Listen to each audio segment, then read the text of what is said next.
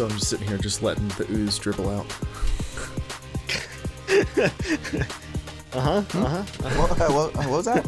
The ooze. Letting the ooze dribble out. Okay. Are you oozing? I've already pre-oozed. There's a little bit of pre-ooze you got to clean up.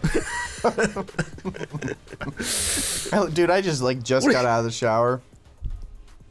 I'm gonna be honest. I don't have any shorts on right now, so all right. Camera's not moving from this position. Now, when you say you don't have any shorts on, are you Winnie the Pooh in it, or is it like just the shorts? Like you wearing briefs, boxers? Briefs, yeah. No, boxer. Sorry. Okay, all right. So like you're not Daffy Ducking. Winnie the Pooh in it. I'm not jangling and wangling. It's like, Joel, don't laugh too hard so that like the laptop slips. Like, be careful. Yeah, well, no, it's okay. I already checked the box that said this stream is not suitable for children, so we can do anything. It won't get monetized, but we can do anything.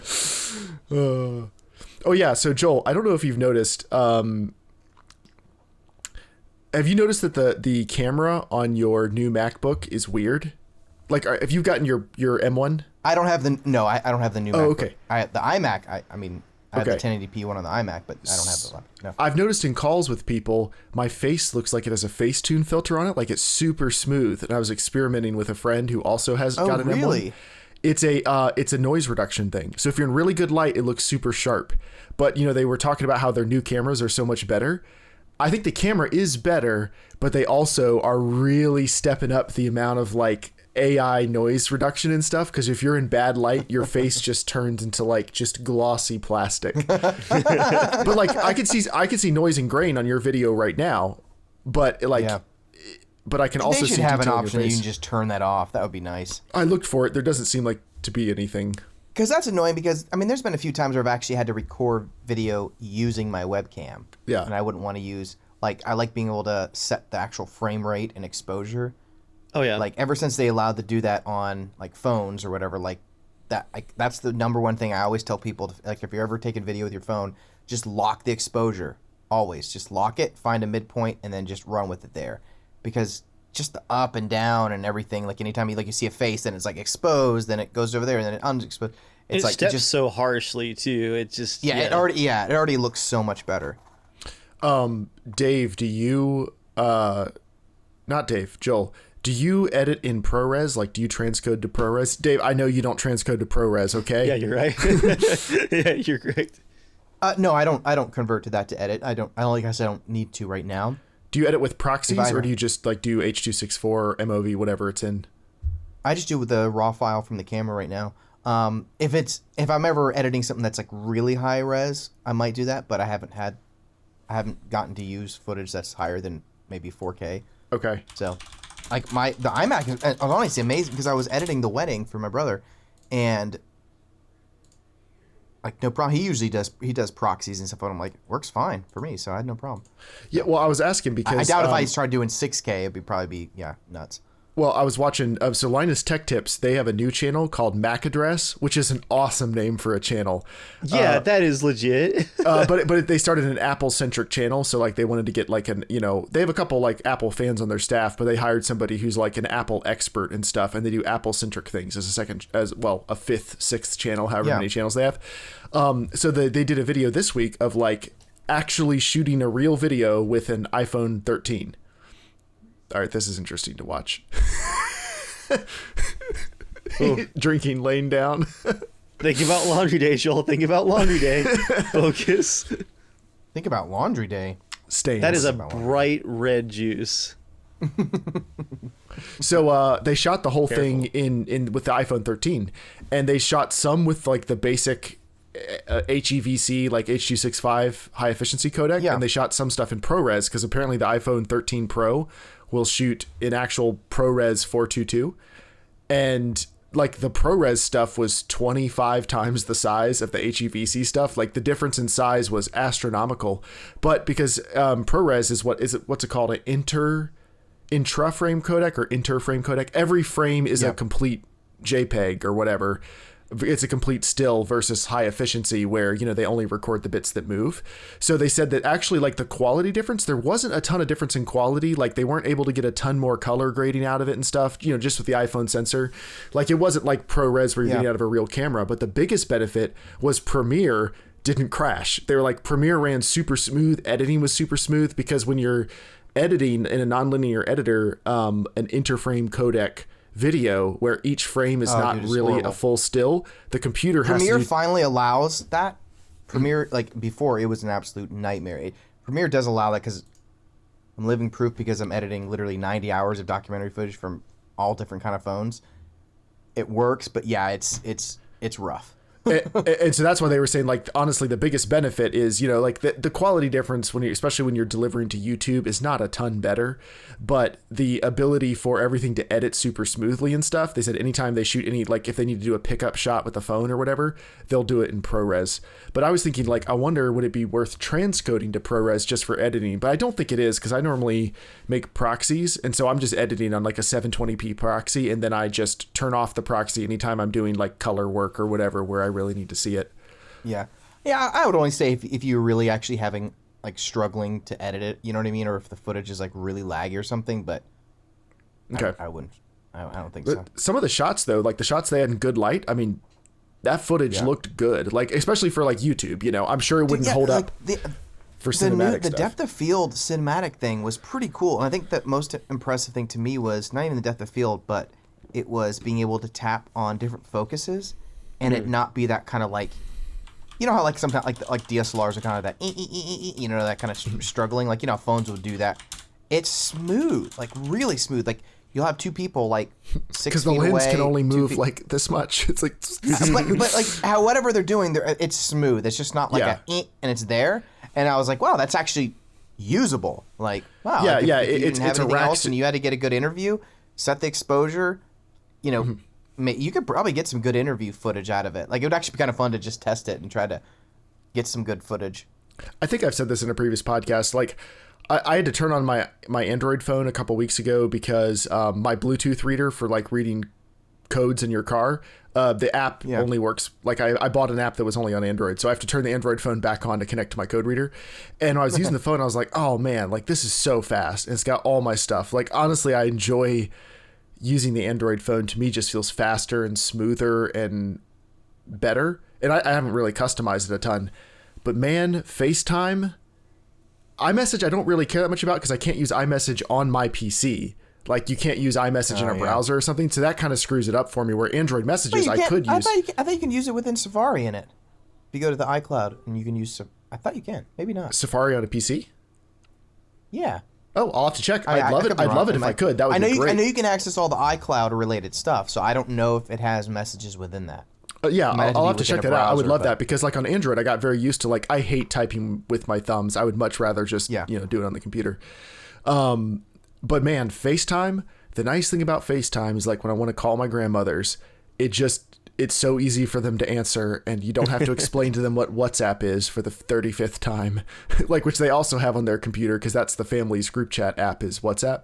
But like it just pops right up. They can easily answer. The quality's good. You can easily leave the video on top while you're browsing around other apps, doing whatever. Like FaceTime is probably worth the price of admission.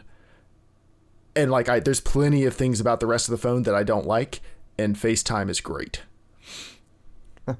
I really wish it had a fingerprint reader. I think hardware-wise, that's the only thing I don't like about this phone, is because in the dark or when I'm wearing a mask or whatever, like it's slow to unlock for my face, and I miss just being able to unlock by touch.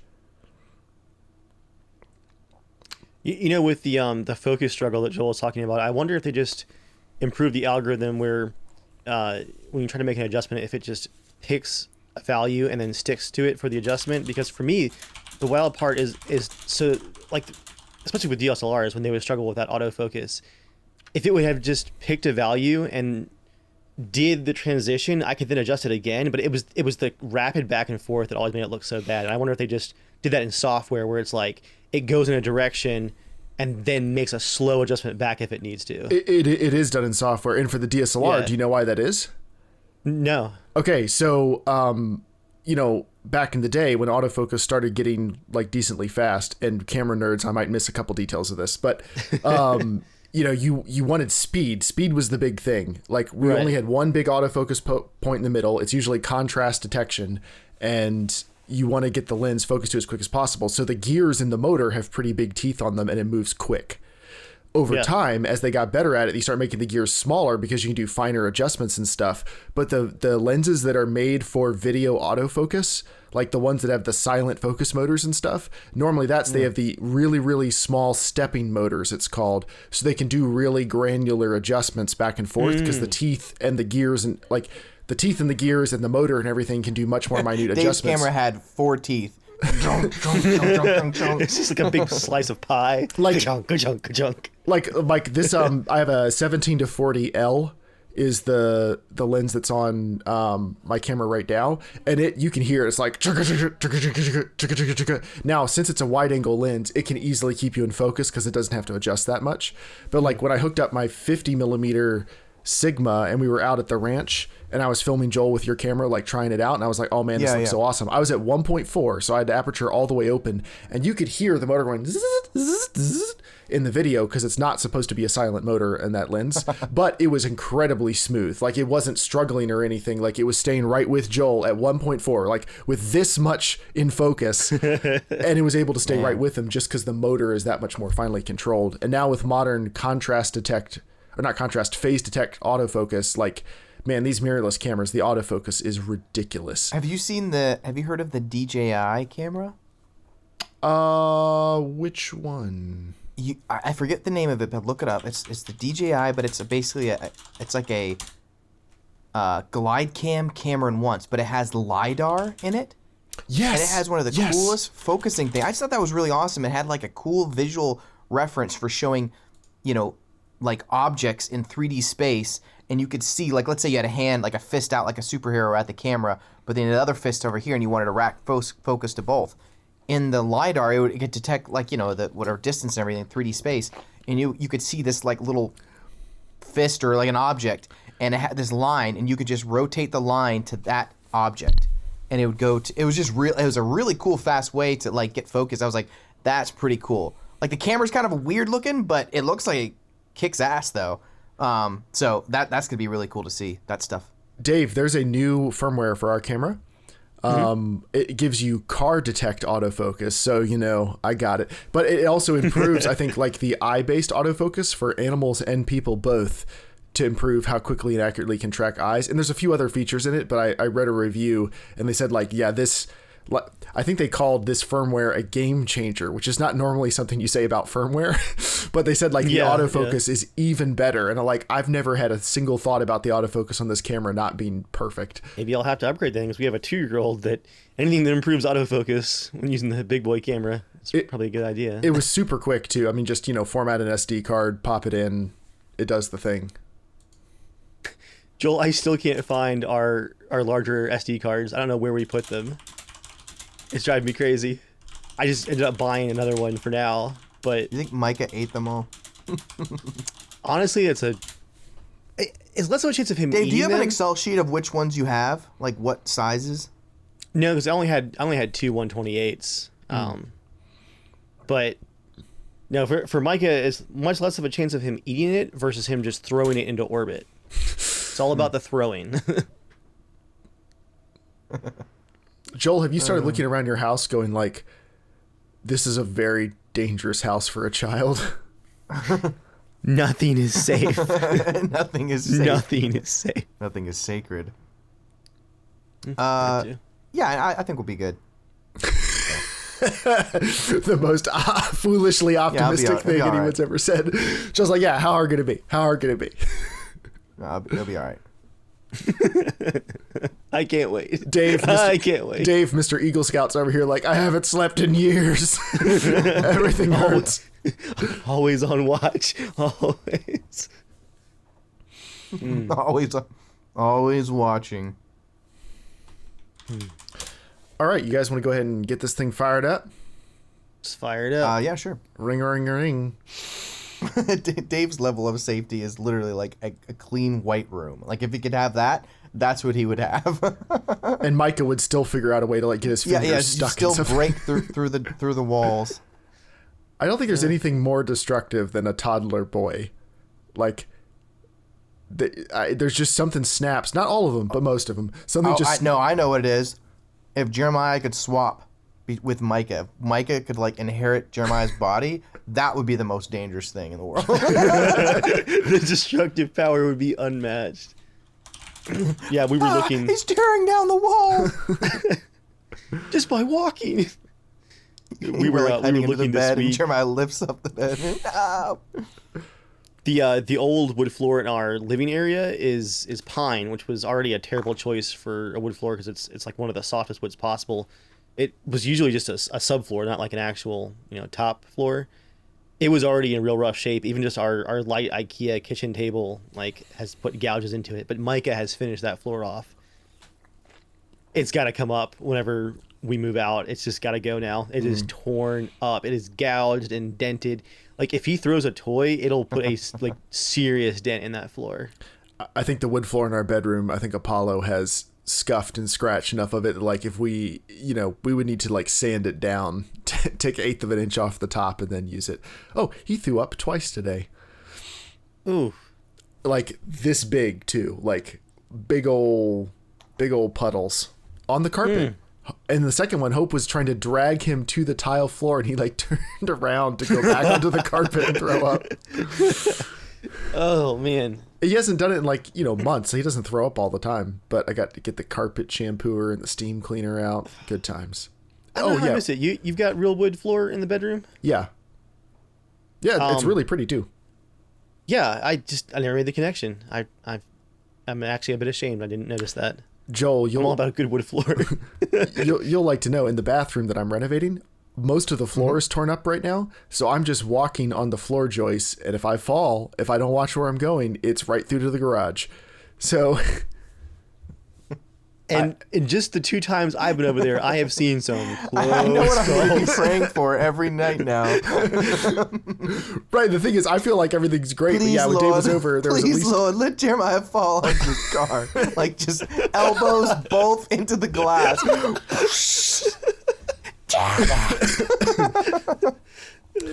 Joel, did I tell you what my project I've been working on over like Christmas break was? No. I've been detailing the Lexus, but not like where I've normally busted out in a day. I'm probably 40 hours into detailing this car. Oh my gosh. I have corrected all the paint. Now there's still some hard water stains and other stuff, but it's as glossy as it can be. I've steam cleaned. I already love the excuses. Dude, you spent 40 hours. We're not going to give a damn about the slight, like, now just in case you might see a slight mark on there. We won't notice you spent 40 hours. You guys know how I know that Jeremiah doesn't have kids? Well, I steam cleaned the whole interior. And the seats are much lighter gray now. Like a lot of dirt came off of those seats, but I still need to do a couple things, but like, man, it is looking like a new car. Jeremiah's over there talking about the next step after the 40 hours. I'm like, I remember to clean out the trash out of the truck this month. Yeah, me. Dave normally says things like, we're going to wash it this year. I am up for some tire talk this month, Jeremiah. I'm ready for a big boy upgrade. It's time for tire talk. Yeah, well, I have 2015s, right? Yes, it's time for tire talk. Yeah, take that. I want to get some good all-terrains, I think. Yeah, that's a good time to swivel, look at YouTube, and be like, "Daddy, want tires?" Oh, man, are we gonna start the podcast? Oh right, yeah, I forgot. We didn't start. All right, are we live? Oh yeah, we've been live. Okay. I said that. Everybody's warmed up equally now. We're all warmed up. All right, I'm starting. Oh, now I see the comments. Shake hands. Damn you, Dave. Patented. I'm gonna hold it while I laugh. Oh Lord. Jules' feed now comes with a rumble feature. We can feel Joel's laughter. What? So immersive. Yeah, they can feel it because like the camera shakes. Shake okay, cam, Joel. Come on. Oh, got it. I was like, I didn't know if it was like the MacBook speakers, like it was like recording in 3D or some shit. That's what you can do when the memory's unified. Oh, sweet.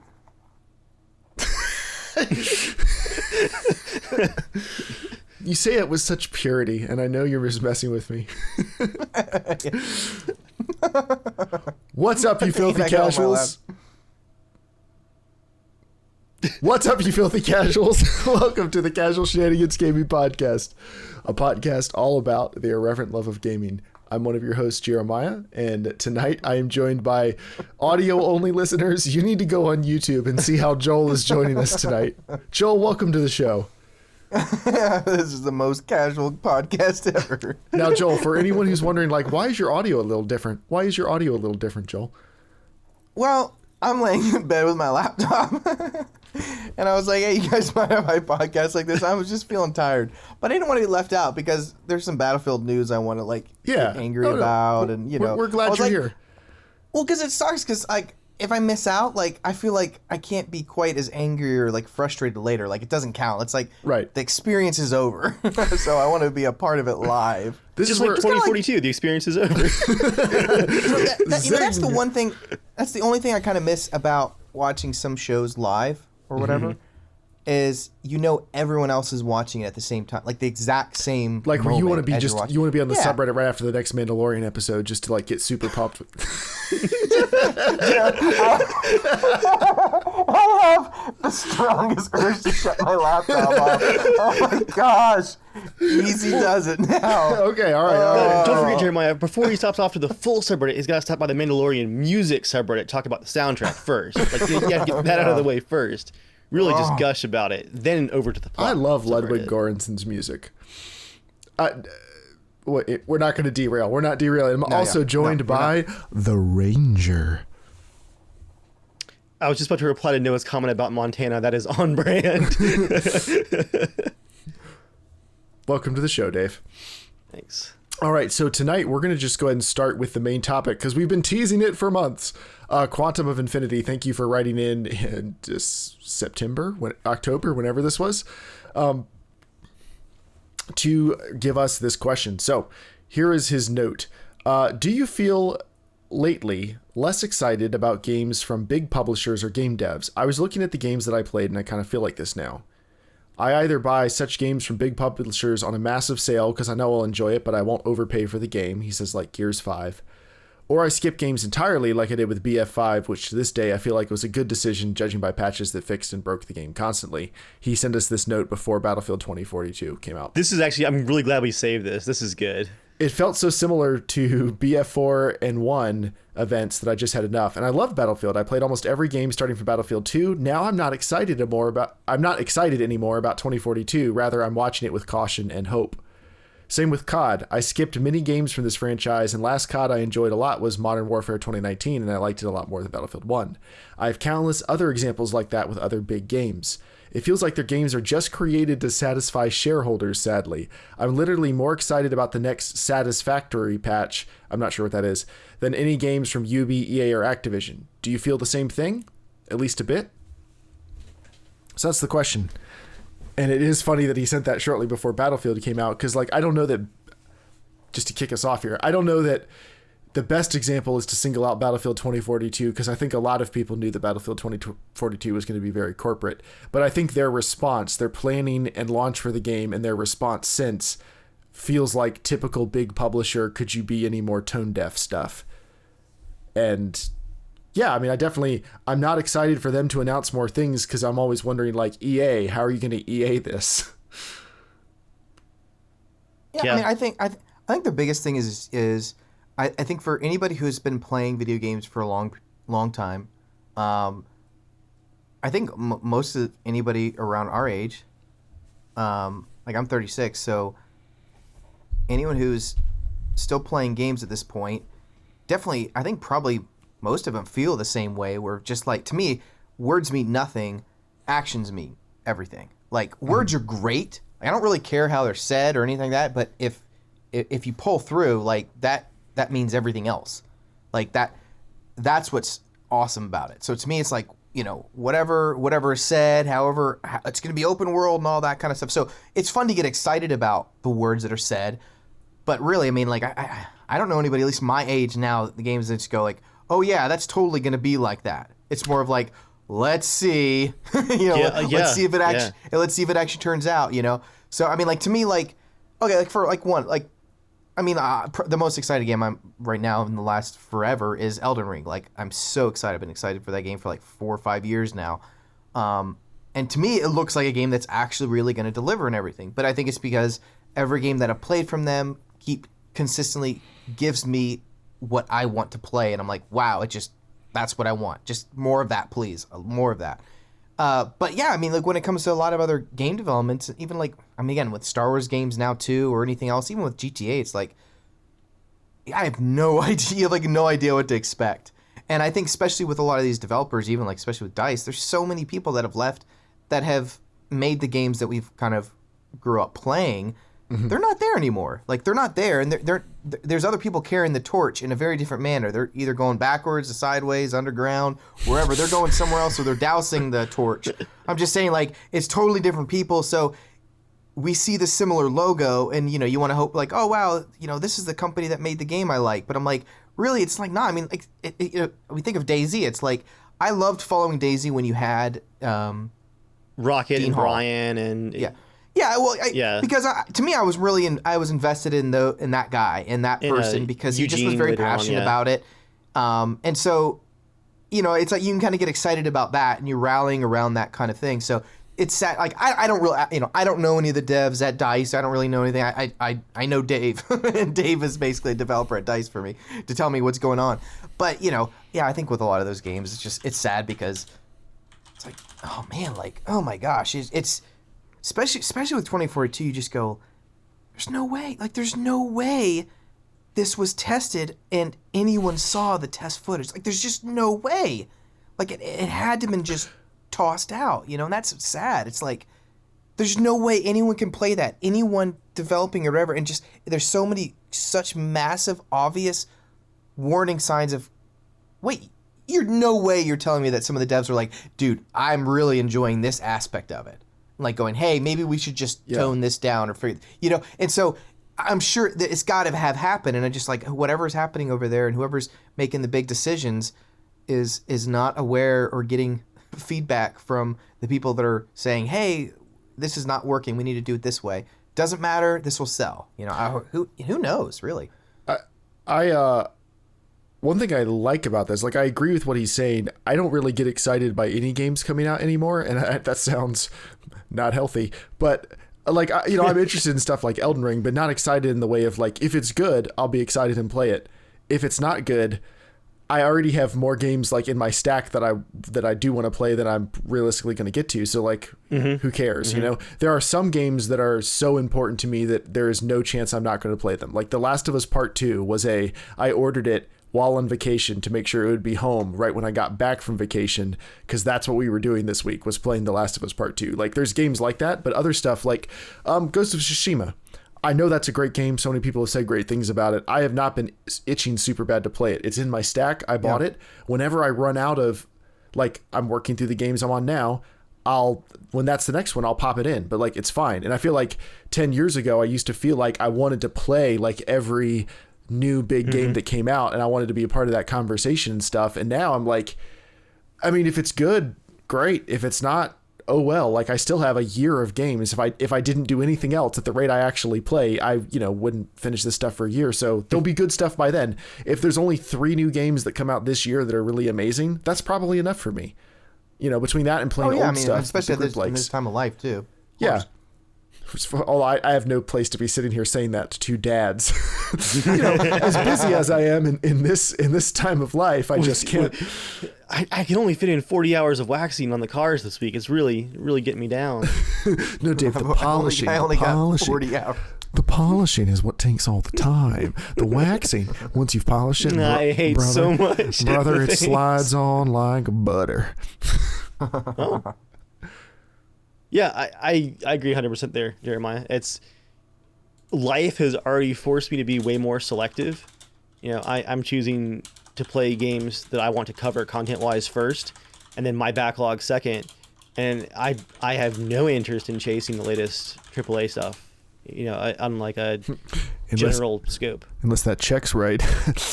Hit us up, publishers. Something I'm curious if this will happen to Dave, though, is, Battlefield's always been Dave's comfort food. It really has. It's a game he's familiar with. He knows how to play. He's very good at it. But now you're lactose intolerant these days. But, I don't hope this for Dave. But in a way, I mean, I do. I do hope for this. I kind of hope the game crushes him so much that he will branch out to other games, and that will become his comfort food. Because I'm I do the same thing too. Again, when a new Mario game comes out, it is comfort food to me. I grew up playing Mario as a kid, so it's exciting to see a new Mario game, and I want to play it. You know what I mean? Even if it's not as great, I'm gonna at least try it out. So Dave's gonna keep doing that with Battlefield, but I'm curious to know how long that might last, though. Where it's and because I had that experience with Assassin's Creed, I've literally played every single Assassin's Creed, and after the Vikings one, there was parts I enjoyed right at the start, and I'm thinking, why the shit am I doing this? You really tried to sell me on that game in the first few weeks too. Because I was having fun in it as well. It really felt good. It really did. It did. I really enjoyed the first 10 hours of every modern Assassin's Creed. That's it. I was just no, okay, no, this is not good. I was just getting really sick of the extreme repetitiveness of it, and the combat is just, honestly, I'd rather go play Assassin's Creed 1. It has way more depth, honestly, in a way. So if they ever come out with Assassin's Creed that's going back to the origins, it feels more gritty and actually sneaking around and stuff. Now it's just turning into, here's gold and legendary coins and stuff like that and all that crap. I'm that's not what I'm into. So people growing up playing that and they love that kind of stuff, that's awesome. But I'm I like completing things and I like checklists, that kind of stuff. But I'm I'm not enjoying this. Done. Delete. Yeah. It's gone. I don't think, though, Joel, you're going to see me branching out too much, because I have literally every other Battlefield game released in the last 10 years installed right now. I've been going back and playing the older ones recently. Shane and I played Battlefield 1 3 times this week. Dude, we went back, I went back to play a few rounds of Battlefield 5, and my whole no, it was just me by myself alone. I haven't got everyone to install Battlefield 5 yet. That's still I that's installed still the big it ass. and then never got invited, and then because you guys started playing at 1 a.m, and then I uninstalled it. I'm gonna get a 5 group together on PC. 5, okay, I'm installing 5. But by the end of the game, that game was exhausting to follow the live service. But by the end, it was a really good Battlefield title. But Joel, this is just for you. I know you're gonna love this. The first round that I played, I forgot that the game had all chat because I got used to 2042 not having it, and I love the chats in Battlefield games. They're always so just ridiculous. Topics of racism, like deep discussions are sometimes happening in the chat outside of the actual just blatant racism. But the chat is just always so entertaining. I welcome it all. I welcome it all. But I forgot that the chat was in there because it was so quiet for the first 20 minutes of the game, and then I see someone on my team go, so anybody else hopping back in here to see how it compares to 2042? And literally every person on the server on both teams was like, yeah, I'm back. Yep, just checking it out. What are the stats right now of Battlefield 5, Dave? Because I saw it already surpassed it a couple weeks ago. Oh, it's averaging 25,000 players on PC a night. Yeah. And compared to 2042 now, it's nothing. 14,000 maybe. Oh my gosh. Yeah, but it cracked me up because the whole server was people like you, Dave, but with a little bit more hope, holding on, trying to squeeze every ounce of, I paid $70 for this. Dave, hey, my EA Play Pro membership has expired, and now I just have the regular EA Play one that came with Game Pass. You got any Battlefield 5 keys? Key well is dried up. Oh well. And talking about most of the people that designed some of our favorite Battlefield titles in the last 10 years are gone now. Someone pointed out, this kind of blew my mind to realize that even the people who have made some of the worst mistakes in our favorite games in the last couple of titles are gone now from DICE.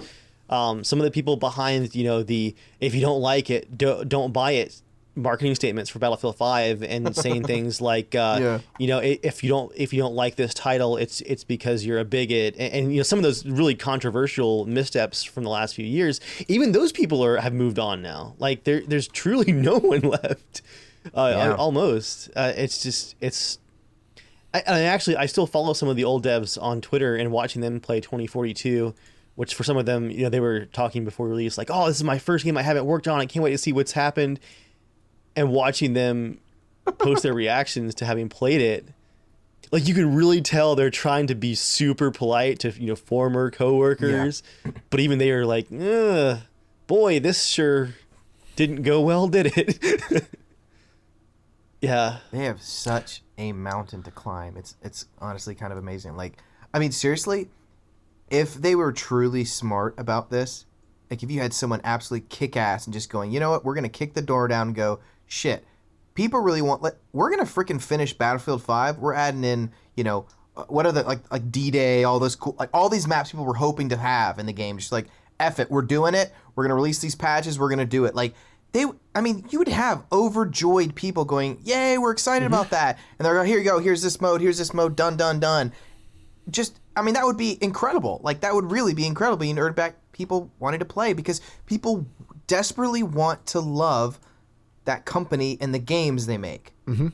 Because the formula is so basic but so good when it works. It's just, that's why you're going to get. That's why you get a lot more. That's why you get a lot of frustration. I mean, again, thinking about Star Wars, it's like, or Cyberpunk and Red Dead and all that kind of stuff.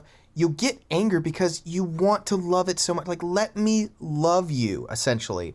But it's like, all we wanted to see is this. Did Dave Filoni is just standing right there, being like, "Come in." Jeremiah, did you see? Yeah, we talked about it already. Oh yeah, you're right. My bad. Yeah, I'm not going to spoil anything, but I know exactly what you mean. They did the right things. Yeah. Well, coming out of that, I was going, that's all I wanted to see in the recent Star Wars. That's all I wanted to see. I didn't care who died or what it is. I just wanted to see one really respectful scene of these heroes we grew up with. One more badass scene, and that's it. They could get completely demolished and destroyed. Luke just shows up. He comes and picks up Grogu, and that's all I want. I hope everything you hold dear in your damn ass heart gets ripped from you. Have you seen the last couple Fast and Furious movies? Yes, I have. Oh, do you think Joel, do you think Jedi Master Luke Skywalker would share his milk with Grogu? All right, we've done enough. We got to move past. We got to move past it. I thought of something while we were talking here. So, big publishers, there are a couple big publishers, I think, that are doing a great job. Sony and Microsoft and Nintendo, but almost Nintendo doesn't really count. Nintendo's like the Apple of this space where like only they make their games and only they make their consoles, and they kind of have to do a good job or they won't sell either of them. But Sony and Microsoft, they both own a bunch of game studios that are working on all kinds of different games, and most of them are really big budget, and they pretty consistently put out good games, and they don't seem to screw them up in the same way. Like, people have had issues with Halo Infinite and stuff. I'm not pretending like there aren't games that have issues, but like most Microsoft releases are solid. Sony is the king of single player narrative games. Like, I don't think anyone is doing nearly as good of a job as Sony is. And they release a lot more hits than misses. So like those are both big publishers that I am excited when they announce new games, although, I may not play a lot of them. No, I mean, Halo freaking Infinite is awesome. People are mad about a lot of stuff with it, though. Like, the core gameplay is good. Apparently, there's lots of issues with matchmaking and ranking and customization. I don't know, a lot of other stuff. You know what's funny about what I don't even know what the issues are talking about, but I probably would agree with them. But like, I'm not whatsoever in that rank or level that I would even know what the heck it is. Like even with Battlefield, it's like when it's like, the gun stats, where I'm like, I don't even know. I haven't even unlocked that scope yet. Like I'm not there. Like, to me, it's just like, I just want to know that my scopes work. Like, if they work, great. I feel like I'm in the game. But yeah, you're right about that with Sony and Microsoft. They're really, yeah, I'm really excited for the co-op patch or whatever it is for Halo, because Infinite, honestly, like, the controls are so damn good. I'm so enjoying the campaign. Do you have it, or you just have the multiplayer, Jeremiah? I've got it. Game Oh, you have Pass. the Game- yeah. Game Pass. Day one, Oh, baby. right, Day yeah. one. So Best deal in gaming. yeah, it's the grappling hook hashtag and everything. eventually. It's just I'm having a blast with that. That's been really fun. Joy's been playing with me through the whole Master Chief collection. We just let's just start at the start and just go through some of them co-op, and man, they're really fun. But I don't even know what I was talking about. Halo's fun. Enjoying games from those big publishers, from Sony and Microsoft. Yeah. I mean, Microsoft's throwing some serious money behind Stalker 2. Apparently, it's on Game Pass day one. And, things can change too. I think that's an important thing to talk about, because I think it was maybe 5 or 6 years ago on the podcast, we were talking about what publishers do we like the most. And I think I actually picked Ubisoft. And I think I said, like, they're making a lot of games that have the Ubisoft gameplay loop, but they make consistently good games. And then they really haven't innovated in the last 5 or 6 years since I said that. And now they're like getting in trouble on Twitter because they're suggesting they're going to put NFTs into games, and the backlash is like swift and immediate, thankfully. But like they feel kind of like Rockstar, where they had a bunch of hits and now they're scared to do anything else. I mean, Red Dead was awesome, but it was also 3 years ago. And GTA 5, we're coming up on 8 years. It was 15 9 years years. ago. We're coming up on 9 years of GTA 5. Oh my gosh. It's now being played by the children of those children who used to scream at you in the lobbies. Yeah. So, I forget exactly where I was going with that point, but We're old and tired. yeah. Oh yeah, Ubisoft. So things change. Like, so I was much more up on Ubisoft back then, but then I feel like they lost the thread, just like I did with that conversation. And now they're definitely like, they even stopped Assassin's Creed because they didn't want to wear people out because it got too formulaic. They waited like a year or so. They came back with a really fresh new Assassin's Creed. I think that was Origins. And now we're at the point where Joel and I are both tired of it because they're beating it into the ground again. Like they've already been through a full innovation cycle. They're the lengths of the games, and to me, again, they're just so freaking gigantic. I mean, Assassin's Creed Origins, I really love that, and I really like the I don't even know what it was called, Odyssey. I really enjoyed like the theme of that. Like I didn't do everything in it. I just kind of tried to streamline. But they've created the game where it kind of locks you into, you have to complete these missions to be able to even level up to do the main mission. It's like in Skyrim or whatever. Like it was nice for people that, like my brother, he's like open world games, they really scare me. Like I can't do them because I can't have those options. Mm-hmm. And I it's funny. It's like, I think it's because I'm both an introvert and an extrovert. I don't know if whatever. Like ambivert. I have like a what? Ambivert. Oh, omnivert. Omnivert. You eat both. But only after the apocalypse. Yeah, like I get overwhelmed with like decisions, because if I see something really cool and I really want to do it, I have like, okay, the quest says I'm supposed to help somebody, but I also want to go explore that because I'm like, I'm gonna probably miss it and forget not to come back there. And so that would actually like make me have like panic. But what I've done now in games is F it. I'm just gonna I'm like, you know what? If I miss it, I don't even care. If I miss out on gigantic quest lines or whatever, it doesn't effing matter anymore. I'm just gonna go doing what I'm enjoying, and that's it. Because I'm like, I'm gonna have more than enough time to play whatever the game is. That if I miss if there's 100 skulls to collect and I only find 37 or of them, right? Who gives a damn? Like, you know what I mean? It's like I'm beyond that now, and I actually feel really grateful to be at that point, because it is really stressful sometimes. You're like, oh, I want to go do this, and I don't want to write down a note. And I think that's why Dark Souls games now have been really helpful for me. Like that's why I like them too, is because they're both big, but they're not huge. They feel like you can tackle an area, move on, but at the end of the whole playing, you maybe have spent 80 hours total, as opposed to something you're like, crap, this is going to take me 300, 400, 500 hours to beat. Like, I don't think I'll ever be able to actually play another Witcher game, to be honest. I think it'll just be too big. I'm reserving that space for Elder Scrolls 6 if that ever happens. Like, I got to just reserve that, because like I don't think I can do it, because Witcher, I had like 350 hours in that thing, and I was like, I can't do, like, I'm not going to be able to do this again. Yeah, well, when I did my replay of Witcher, I was determined that like I was going to do every single thing. I was going to get every piece of armor, like every Gwent card, whatever, and I did. And like that was awesome because I wanted to drink in everything that game had to offer. But like I'm playing Miles Morales right now, and every time they announce a new type of challenge, I'm like, I don't care about these moves. Yeah, I don't care about these outfits. Dude, I beat the game and I didn't have like, I maybe had 10% of the unlocks. Yeah. I was like, suits? What suits? Yeah, because they just keep adding stuff I don't care about. Like, we hit all of these time capsules around the city. Like, you mean to tell me these teenagers are putting time capsules on top of all these skyscrapers? Okay. Like, these guys don't have enough to do. I also do not upgrade in games until I actually have to. I don't. Because I hate upgrading over to the point when you get to an enemy or whatever and you defeat it in one little hit or whatever. Like, I hate that feeling. I love that so much. Are you serious? I love it. I don't like games. Right? I don't like games that auto scale. I want to level up. I'm like Dave. I like to level up to the point where I can murder everything. I want to be the hero. I guess to me, I don't like. I like knowing that my skills is what beat it, not like a weapon that's just magically 500. Right, my skills to level up and make my character more powerful. Management skills. Yes, my management skills. It's me. I'm Mr. Manager.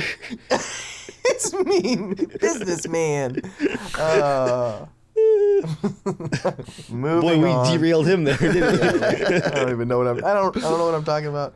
Oh, you're falling asleep. I know what I was going to say. You guys were talking about NFTs. Mm-hmm. I call them NFAs. Nasty effing art. Oh shit. Oh, I'm just impressed you know what they are. I did not expect that, honestly. What does the F I was talking with John Carl. Fungible. No, I was going to try to quiz Joel. Oh, damn it. Dude, I have no idea. Okay. I have no idea what it stands for. I know that it's like some sort of like basically like some? Here's like take a photo of me like this, and then I put my like signature on it, and then I go, hey, it's worth something. Whatever. We're gonna get some Norman NFTs, Joel. Little avatars, $20,000 a piece. Avatars, $20,000. Yeah, you guys want to fund my next project, Norman 2? Enter the Mine Castle? Is that what we decided to call it? Yeah, Enter the Mine Castle. It's time for... You know, I can honestly say that I have actually cracked the story of it. Of the second one? The idea. If I ever wanted to do it. Yeah, I do know what I would do. Really? Yeah. Mm-hmm. Yeah. I'm not emotionally prepared. It took a bunch of years, but like, I mean, like, I don't know exactly where the whole story would go, but I know exactly what would make me really want to do it, and how it would actually work. So, which would be really fun. So maybe, I mean, man, Steven, he'll older, so it would actually work perfect for what I would want to do. But you never know. We'll see. All right. Cool. Joel, I can only imagine your first day on set. You just open up the camera, and you'd be like.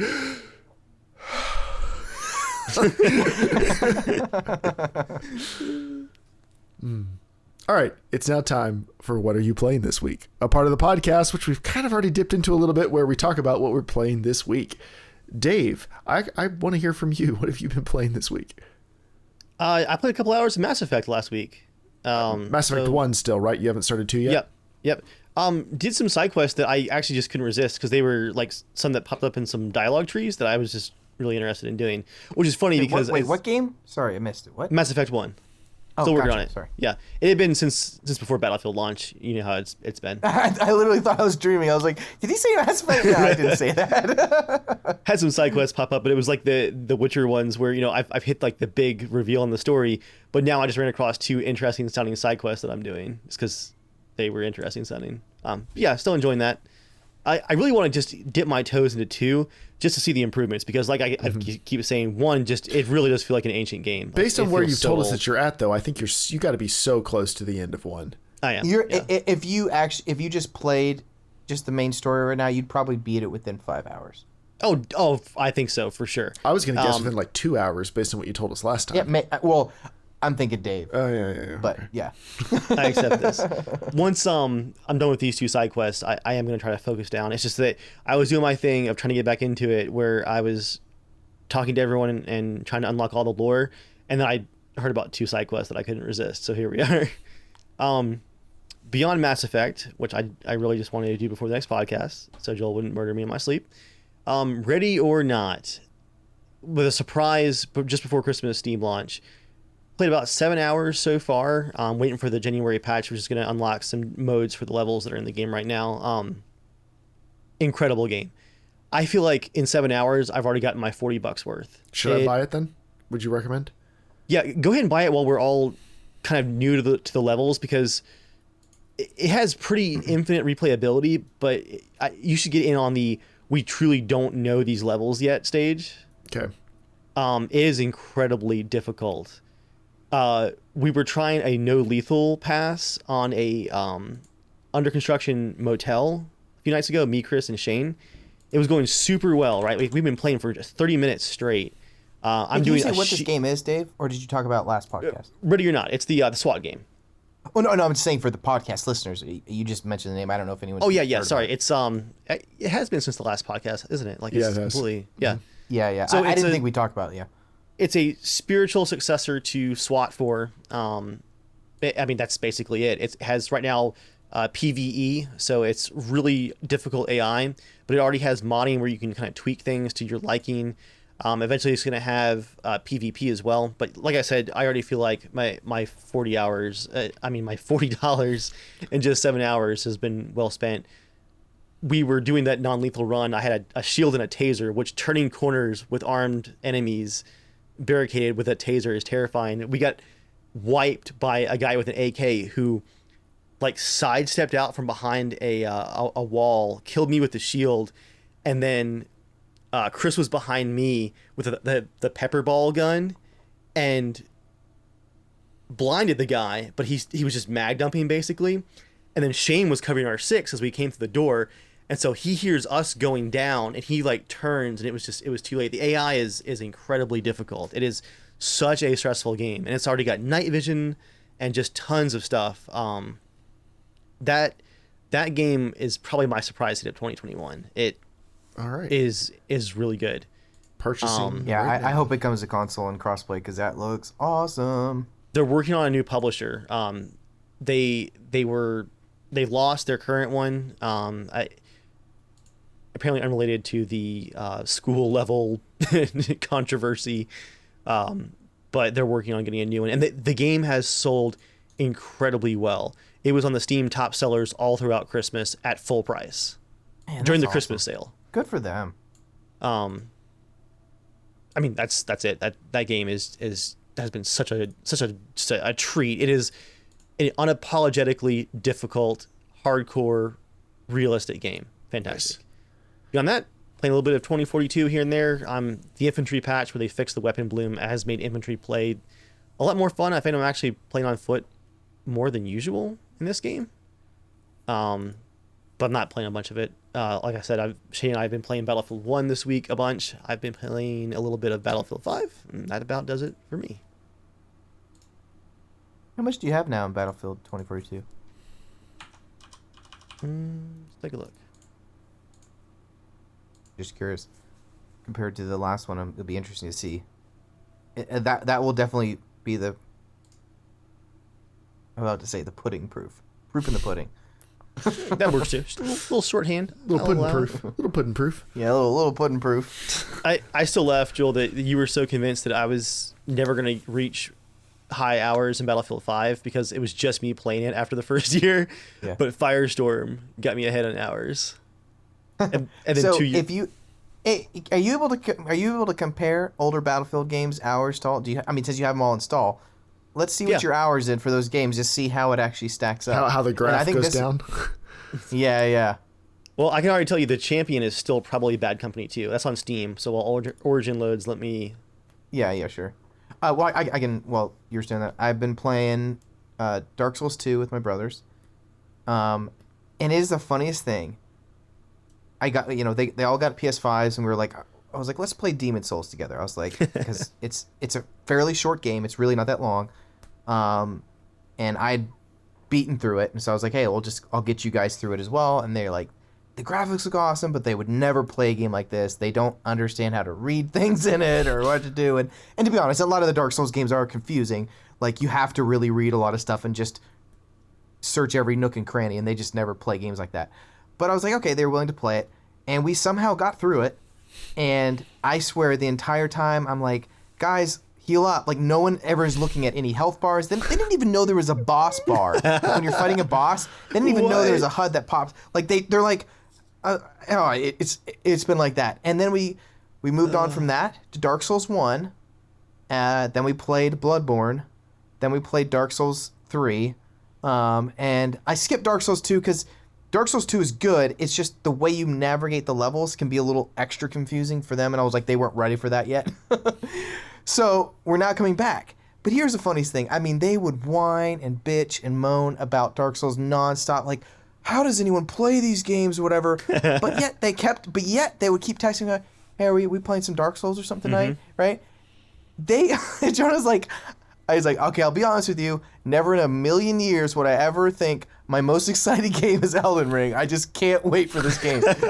He's like, literally no other game right now satisfies. It's so funny. We've been playing like Battlefield 1 like a little bit. He's like, yeah, no, we're playing, we're having fun. He's like, oh, shit, I just want to play. Like, is Elden Ring, when is it coming out? He keeps on asking me like, when is it coming out? He's already got it pre-ordered, and so like it's gonna change all of a sudden. You're like, yeah. And so I was like, surprise. And so I was like, well, we could play Dark Souls 2 and just bide our time. So like, yeah. I mean, we'll do that. So we're already like so deep into the game now, and they're like, we want to beat every boss before it's out. So that's our goal right now. But it's just funny here. He's like, never in a jillion years would I have played these games on my own, ever thought about it, thought twice. These are crazy. This is all I want. I'm like, what have you done? I was like, ha ha ha. That's amazing. Sucked you in. I've been playing Dark Souls succubus.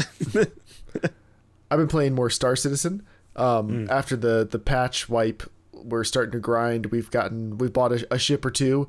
I did the first big community event. They had the Nine Tails event, where it's one of those like the server will come together and fight a common enemy thing, and players could end up on either side of the conflict.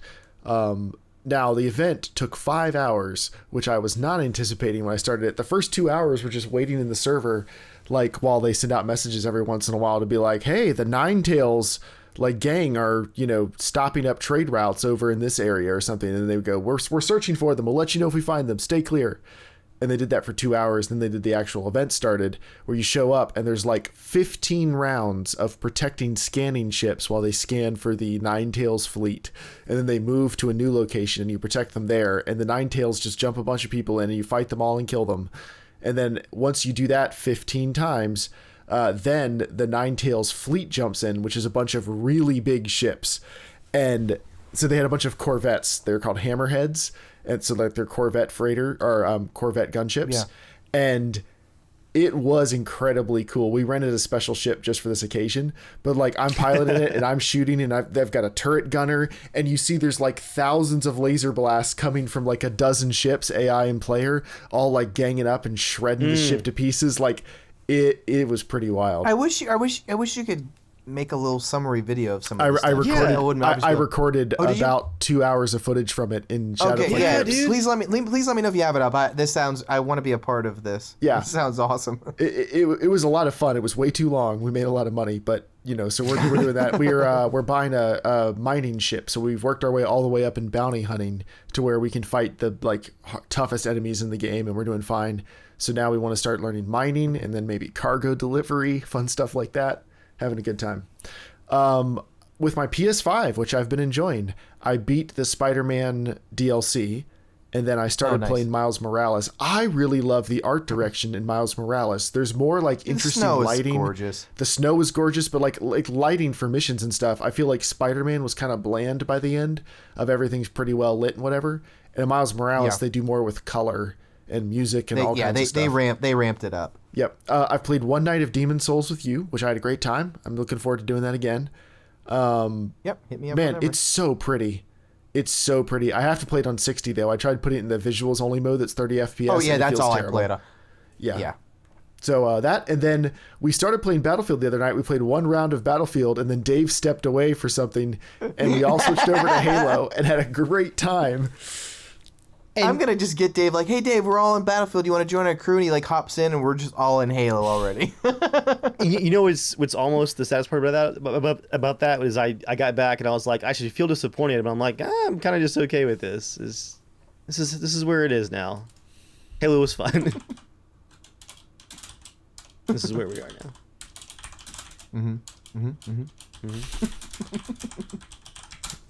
I kept typing your name wrong. Yeah, I finished Miles Morales. It was Nice. It was really good. Very nice. You want those hours, Joel? Oh yeah, sweet. Battlefield hours. Oh yeah. Let's hear it. I think the Steam timer's off for Bad Company 2, but it says at least 696 hours. Woo! That sounds about right. I think, or what you remember saying before. I think my in-game profile shows a few hundred more, but like it's that's a lot. Yeah, whatever, give or take, it's around there. It's fine. Yeah. Battlefield 3, it's showing 361 hours, which I think is low. That seems low to me, because for Battlefield 4 it says 451 hours, which I thought I definitely had more time in 3 than 4. That definitely surprised me. Yeah, I would assume so, but yeah, either give or take. Okay, so you said that was Battlefield 1. You said no. 3 is at 361 hours. okay. 4 is 451 hours. Right, Battlefield 4. Yeah. No, well, remember Battlefield 4 came out super fast, dude. So you might have gotten cut off because, again, when the new games you're excited about the YouTube channel as well. So I imagine you jumped over, and Battlefield 4 was extremely similar to 3. But it was broken for the first year, and so it was just me playing, and then yeah, I don't know. We never really went back to it. You did play a crap load towards the end, though, didn't you? Because remember, I never really went back. Because Hardline came out after that, and it was garbage, and so I think you just played 4 through that whole time. If I do, I really don't remember it, because I always loved 3 way more than 4. I just remember you begging me to come play every once in a while, and I felt bad because I was like, no. I checked, and I have 114 hours in Battlefield 3 and 40 hours in Battlefield 4, and then I actually have 50-something hours in Battlefield 1. I thought I had more time in all of those, but... Yeah, dude, in Battlefield 4, I landed around 38 to, 58 hours-ish around that time. That was about it. Yeah. So I wish I could... I'll have to log in for Battlefield 3 sometime and check, because I mean, that was the one I played the most. I'm pretty What do you have for proud of this 2042 now? Battlefield 1. Don't forget about Battlefield 1. 624 hours, which is definitely correct. That is a lot. We never stopped playing, really. It's just such a great game. We just always kept playing it. As Dave's camera turns, he's playing right now. I never stopped playing. Actually, I think Battlefield 1 is the only Battlefield game that I have never uninstalled after it launched. It just stayed through 5, and now it's going to stay through 2042. And then Battlefield 5, I have 543 hours. A couple hundred of those easily are Firestorm. Okay, so 2042 so far, what are you at? 66 hours. Oh, wow. Okay. Yeah. How?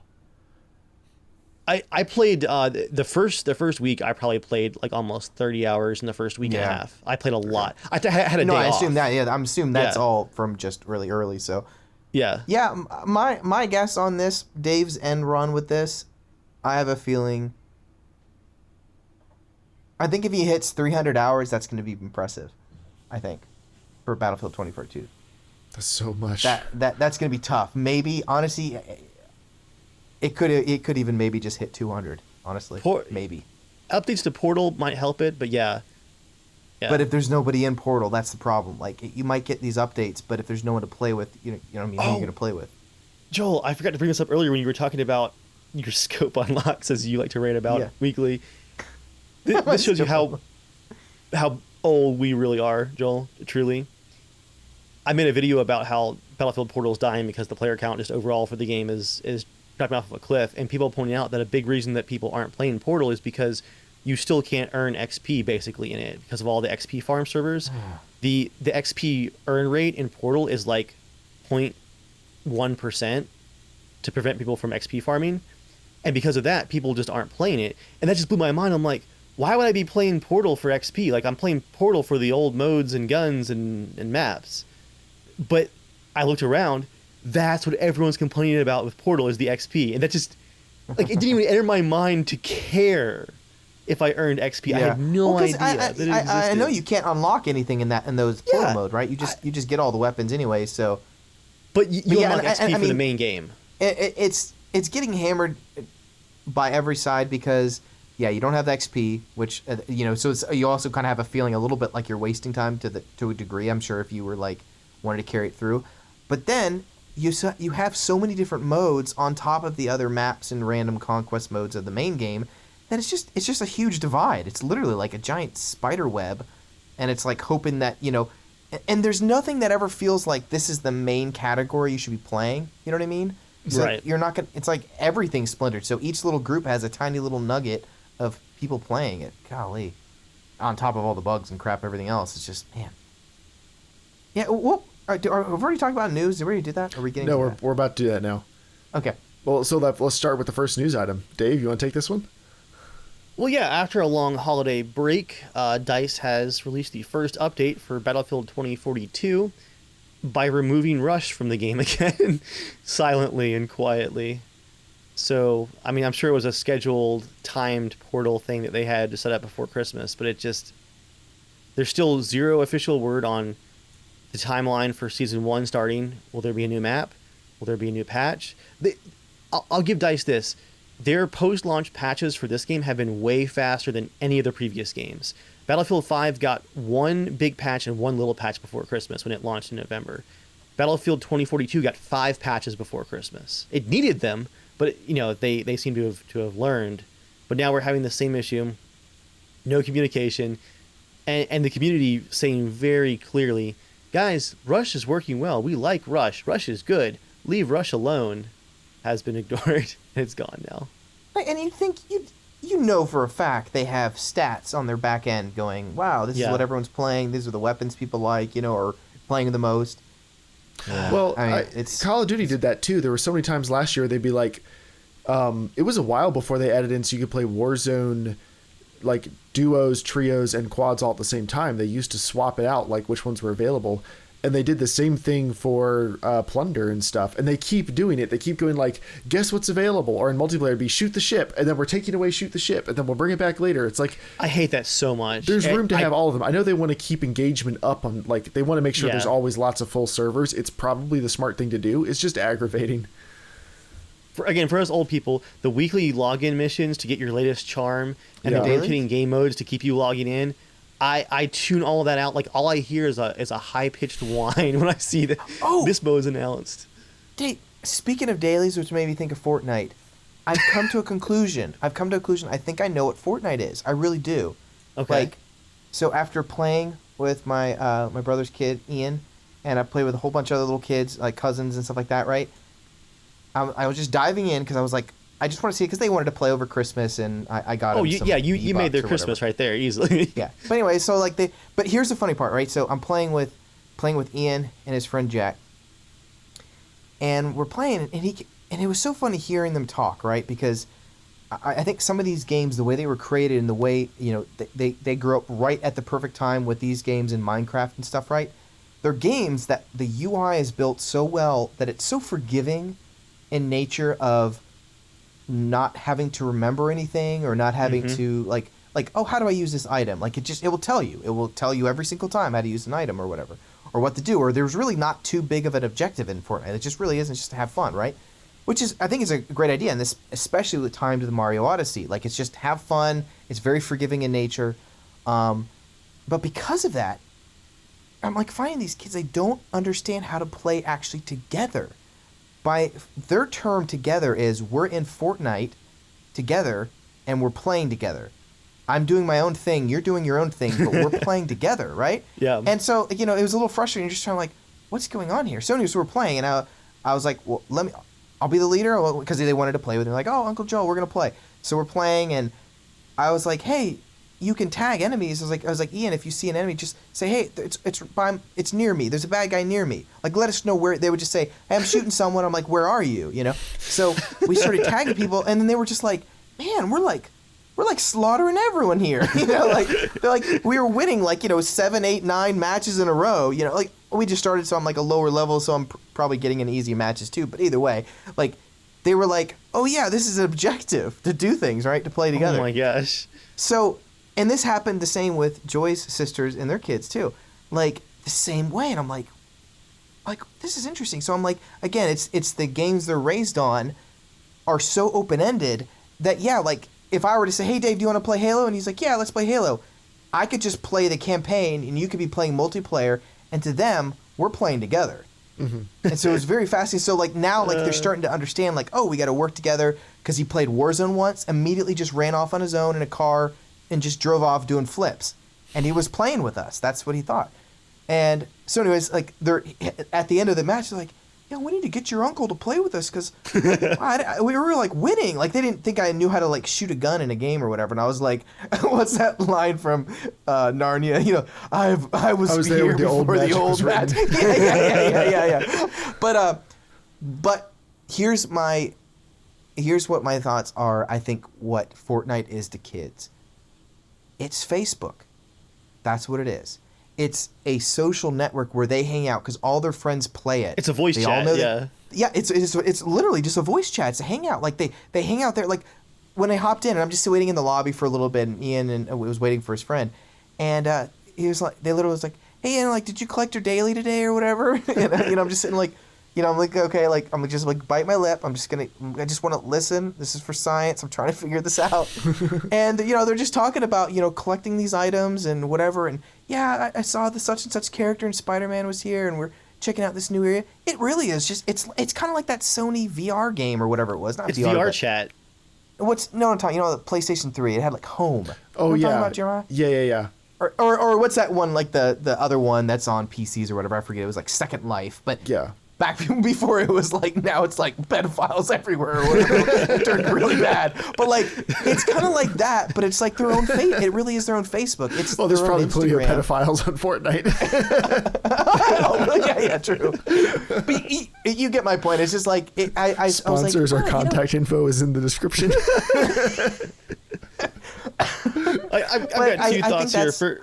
First of all, for the future people working on documenting Joel's life just as a whole, this was the year that he started his child soldier army and began training them in the ways of warfare and squad tactics. And secondly, Jeremiah, have you ever seen someone laid so far back yet talk so animatedly? Just so much animation. I would like to see a sideways shot of what he looks like right now. I've been enjoying this entire Fortnite story as Joel is just going crazy, but like while pressed back into the pillow. I thought it was fascinating because I bought Ian for Christmas Skyward Sword Zelda, which was the Nintendo Wii one that I think came out in like 2010 or something like that. Mm-hmm. And he loved Breath of the Wild, but I did tell him when I got this one, I was like, hey, I know you like Zelda, because he was super Zelda fan. I was like, here's a new Zelda. This is the kind of more Zelda that I grew up playing. The style is like, he's like, oh, well, I'm going to be really good. I was like, well, Ian, you're going to have to take it much slower. It's very different. I was like, just trust me. It's very different. He didn't trust me, of course, but he was excited about Zelda. Immediately stuck within the first like hour. Immediately stuck. And again, it's not his own fault. It's just the games they started playing, like they didn't like, I grew up like playing NES games where if a text box says the cave is in the northwest, that's all you got. You're like writing it down on a notepad. Yeah, exactly. So I mean like again, you were kind of trained to know that you got to do that, And so because of the advances of not just graphics but also UI, there's also great UI, but I think there's also bad. But I think those games that are become really popular in the zeitgeist or whatever of gaming now, especially for that age, it is completely open-ended, and there is no need or must to work together with people. Like, you just don't have to unless you're in the real competitive. Because most of the competitive scene in Fortnite is actually much older kids. Like, by older, like maybe 17-ish, or whatever. But like, sure, yeah. So it's just fascinating. So, but he's getting further, and I was like, Ian, message me if you get stuck. I'll help you through it. I'll look it up and I'll give you hints. But it's one of those when he gets a boomerang and you see an eyeball on a wall in front of a door and you just got the item. I think we all grew up in the day. We're like, oh, I just got a boomerang. Let me chuck it at the eyeball. He's just kind of going, what do I do? And so it's starting to click more and more because you now have to do that. You have to be thinking about, where did I get the key again? Because again, in Fortnite, it just replays over, and the game kind of shows you where things are and stuff. So again, there's a different smartness level in those games, but it was just fascinating. So I'm curious. Facebook their for kids excuse is is Fortnite. Yeah, their excuse is their children. What's the excuse for your brothers now about not reading anything? They're just stupid. They're just stupid. I just love that you have them hooked, though. Dude, the amount of times that my brother Jonah literally will run down a hallway And I go, he completely forgot the elevator's down, and he just goes, whoa, into the elevator. He never looks. He did it 4 times in a row in Bloodborne. We were running up to a boss, and like he's like, I'm coming. I go, oh shit, I forgot again. I'm like, Jonah. Dropping names now, are we? Oh man. Yeah. Call out the I hope he podcast. listens to this. My news item is Days Gone has sold over 8 million copies, including more than 1 million on Steam. For a game, it was tweeted out by one of the, I guess the guys who worked on the game, Jeff Ross, at Jake Rocket. And he tweeted out, he said, local studio management always made us feel like it was a big disappointment. And that was kind of the impression you got in the games media and stuff too, I think, was that Days Gone had a very underwhelming, like, sales figures. But it sold as much as Ghost of Tsushima, which is considered to be a huge hit. I saw that too, and I was like, "Wow, that's amazing." I wonder if just what they were thinking, and also remember Days Gone got announced really during like a huge zombie craze, or like it was towards the tail end, but I think they were maybe hoping for the gigantic craze of it. I don't know if they were expecting like a GTA level, or Sony was. So I was like, "Yeah, that's great." I do really, really hope they can make another, because that was seriously one of the best. Oh, I just had an absolute blast playing that game. That was incredibly worthwhile. But I did see pointing out, Jeremiah, on the sales numbers that a lot of those sales took place once the game's price started to fall. So it's not quite a one-to-one comparison for some of their other big sellers. It's like a slow burn success, basically, but still pretty exciting. sometimes I ever wonder how many copies of Wildlands I've helped sell from that little review I did on your channel, Dave. Like, I've always, like, it would be cool to, like, if you could find out, like, I wonder, did I get, like, 50 people to try the game? Because, I mean, it got a lot of views on that one at the time. Just to be, like, spark it. Makes me wonder, should I feel guilty if people bought 2042 based off the fun that we were having in the start? Yeah. I did laugh a little bit on that because I was like, I mean, again, it's your comfort food, so you're going to be excited for it again. And I was waiting for the Last Jedi downfall experience over here, like, yeah. This was the most organized game launch I've had for recording footage, because a big problem that I've had for Battlefield 5 is I played so much of that game around launch. I ended up with terabytes of footage that were just unlabeled and unorganized. So for this game, for 2042, I had folders of, like, Battlefield moments, and then squad funny moments, and then just squad great gameplay moments, and, like, it was all organized. The first day I had to add a new folder. First it was just called glitches on day 1, and then day 2 I renamed the folder to glitches and rants, and that became the fastest growing folder of my 2042 footage, was the glitches and rants folder.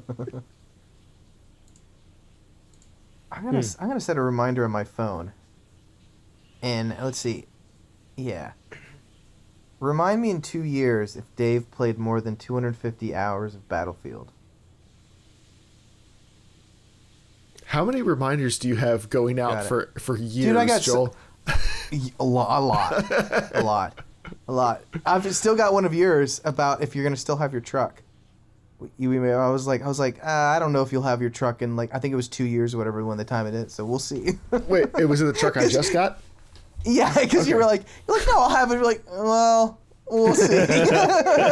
Was it the truck I just got, or the one before? Yeah, it was the the one brand new before truck. that? Yeah. No, it was the one you just got. Okay. The one that has all the issues, apparently, or had the issues. So not the most recent one. Did you just change it out already? No, the one we had at the cabin. Yeah. That one hasn't had a bunch of issues. No, a really modern one. Yeah, it hasn't had a bunch of issues. Yeah, but when did you get that one? October. Okay, yeah. That's the one. Okay, all right.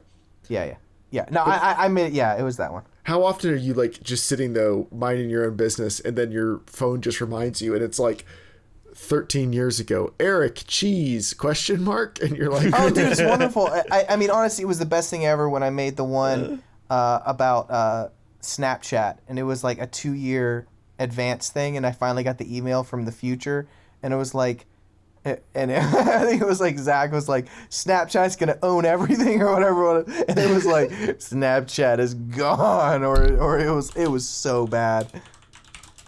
It got TikToked. Mm-hmm. Ah, freaking Battlefield.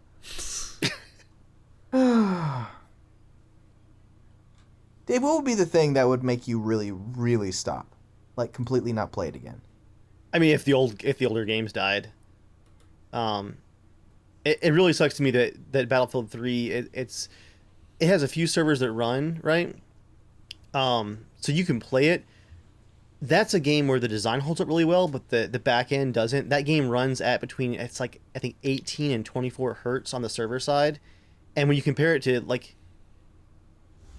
even Battlefield 2042, which has that huge player count, I believe the servers are running at 60 hertz. So, like, you get a kill, it's pretty snappy. Man, Battlefield 3, you get a kill, and, like, you can feel the delay and stuff. It's just, yeah. I think age is really the only thing that can kill those games for me. And the nice thing about playing on PC is that they generally don't really die. I mean, like I said, you can play 3 right now, technically. Yeah, for sure. Yeah. Mm-hmm. I wonder how long they will run the servers. I'm impressed that they keep them up. You can still play Bad Company 2 right now as well. Is it just like hackers and stuff at this point? It's like one or two servers there. It's even less than Battlefield 3, and it's really just the weekends. Bad Company 2 does not hold up well for the first-person movement. Mm-hmm. As much as I really can't stand the speed of most modern FPS games, and maybe I'm just getting old, but it's harder and harder to track targets. Everything's just so fast now. Going back to Bad Company 2, you feel like you've got like dumbbells around your legs. Like, you feel so slow in that game. I think if I got used to it again, I'd prefer it to the faster games these days. But yeah, it is funny to go back and see. Yep. But yeah, I don't think, Joel, that they can kill the new Battlefield games for me. My excitement for them, my love for them, my will to live and play them. But thanks to playing on PC, they really can't kill the older ones that I've enjoyed. So unless they patch them. So that's what I got to work on. I'll have to take down their servers. The final straw for Dave. Okay, I got a tiny little bit of news. I'll just keep mine quick. All right. PlayStation announced officially the PlayStation VR 2. Oh yeah. It sounds really awesome. It's 4K HDR, 110 degrees field of view, which is about 20% more than the Oculus Quest 2, which we got to try out. So I'm like, and that felt really awesome, like just field of view wise. So I'm like, that's awesome. It's 2000 by 240 per eye. Frame rate's 90 to 120 hertz. It's gonna have inside out tracking, basically Oculus Quest 2. Like, there's no more cameras. The whole thing will connect just via one cable to the system. But yeah, I think the coolest, really interesting, is the headset is actually gonna have feedback in it too. They said, like, for examples, you could feel the heart rate of, like, your character if he's low on it and whatever it is, or you can feel like an arrow or a bullet zip past your head. You'll feel that kind of stuff. So I'm like, that would be both cool and oh shit. And it's gonna have eye tracking, and it's gonna have foveated rendering, which is basically, combined with eye tracking, that could be really cool because graphics can be insanely good around where you're looking, and they can dissolve to lesser quality in your peripheral. They did that on the PlayStation VR, especially for games like Resident Evil.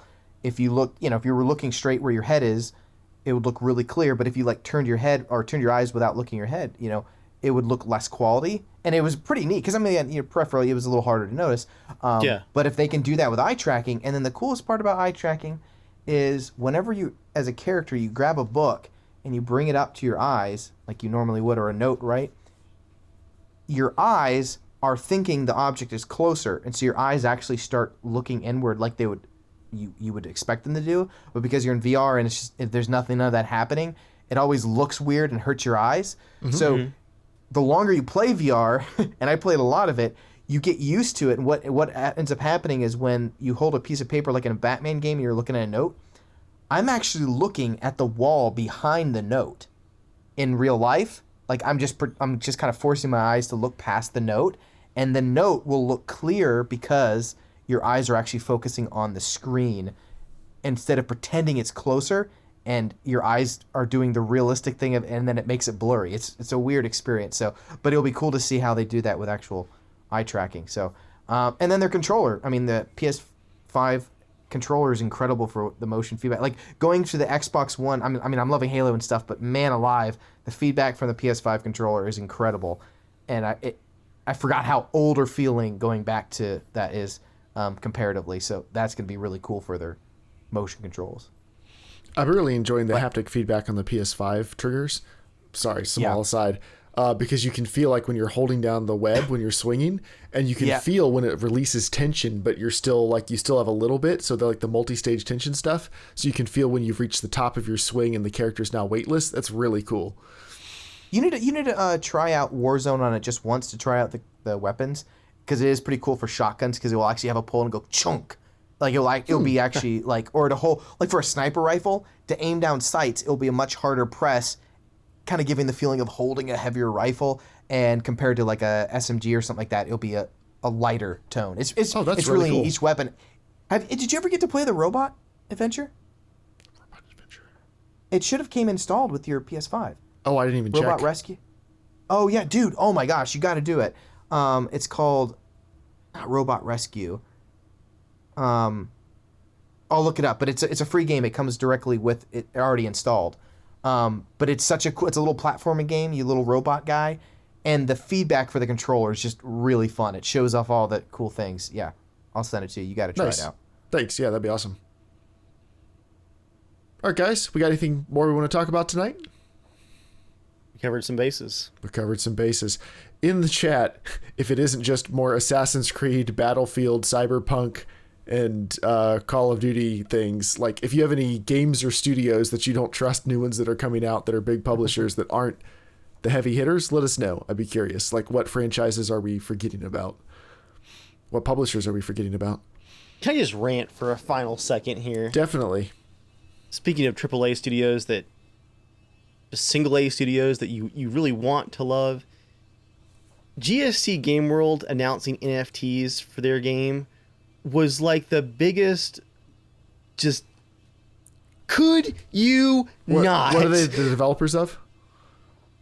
Stalker, and soon Stalker 2.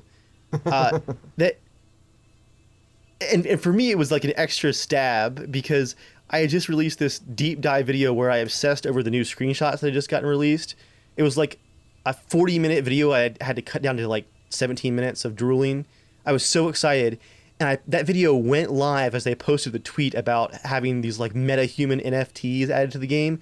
And so that's all the comments were about is, I'm going to pirate this game, hope it crashes and burns. And I was like, well, I can't, really argue against the anger. Like, this is the dumbest thing I've seen in a long time. Them announcing surprise NFTs to an immersive single-player game might be the dumbest industry thing I've seen since Battlefield 5's "if you don't like it, you're a bigot and shouldn't buy it" marketing plan. It just, I was speechless. Did they walk it back? In the most hilarious way possible, it got walked back. For 2 days, it was radio silence. Then they posted a message on they're quite popular. They have like a fan Discord server, which is huge because of all the modding community for the older games. The server is super popular. They posted this like statement doubling down on it. Like, we believe this is going to be the best way to add immersive experiences for our players where you can buy your way into the game, basically. And then 40 minutes after that, they posted an announcement, we're moving all NFTs from the game. But it was just the most... Could they not? Dave, do you ever wish we could just get like a satellite camera view of the person that was in charge of that, and like, we told you it was a bad idea, and the guy's like, camera, like, shit, I'm sorry, why did I do it? Like, just it just follows him around. Shame. I honestly wish that had been my news item. I'll probably rant about this more in the next podcast. I want to add it to the notes for next time because I want to talk more about it, because this studio has a history of having some serious greed issues where they're in Ukraine, and the original game, you had developers living in near poverty, like eating beans for dinner every night, while the CEO was parking multiple cars in the parking lot. There's a story from a former dev at the studio who said that at one point in Stalker 1's development, there were 4 cars in the parking lot, and 3 of them belonged to the CEO. Everyone else took the bus. And so this wasn't a massive surprise, but it's like, you know, I'm hoping for the best for Stalker 2. Like, could they avoid some of the pitfalls of modern gaming and keep it a classic feeling game? And then what do? They're riding the newest and dumbest trend of them all. That just about ruined my year. The realism of all the like nuclear reactor and fallout and stuff is because people actually are working in the nuclear reactor fallout areas. Like you must go in there like the Chernobyl series. You are like going in there, toss back your data to give us more realism. Please remember me. Yeah, I'll save the rest of that rating for next time. That's Dave. All saying that, if they allowed, and you could buy your in-game character to have a ranger detailed, spec'd out to your specific specifications, would you pay $200 to have you in the game, your rifle, your stuff? If it was $200, yeah, weathered, I would do it. Torn, you're but dead. First of all, yes, absolutely, without a second thought, I would sell things to do it if I had to. But what made me angry, Joel, is the fact that it was I forget the actual money cost. It was going to be thousands upon thousands of dollars. I think to buy the NPC character slots was going to be like tens of thousands of dollars. And so the idea that someone was going to shoehorn their way into my single player game that is still some of the most immersive games I've ever played, that bothered me on a level that I cannot quite articulate.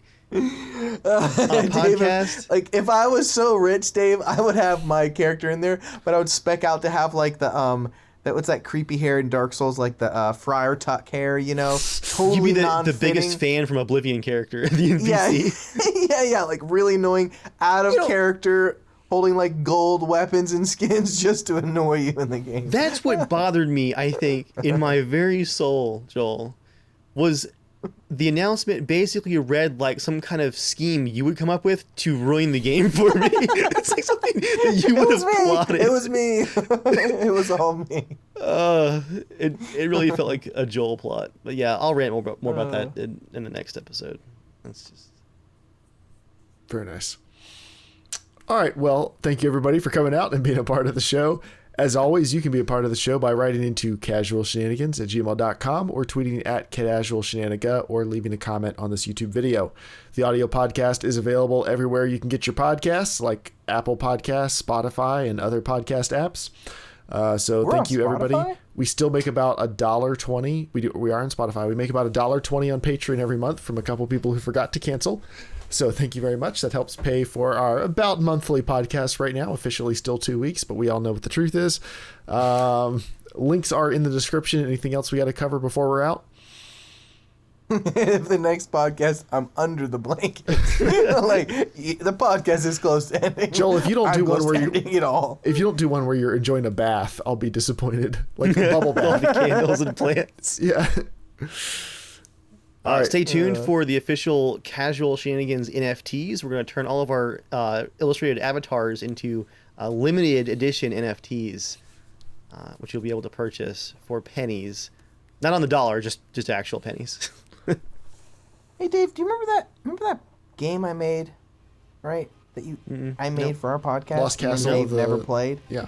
Yeah. No. And Dave never played? I don't know what you're talking about. Why I'm still friends with you, I have no idea. The anger. Yes, it's the anger and the immersion. The boiling anger. Followed by anger. Circling back around to the rage. And with that. Okay, good night everyone. And with that, stay casual.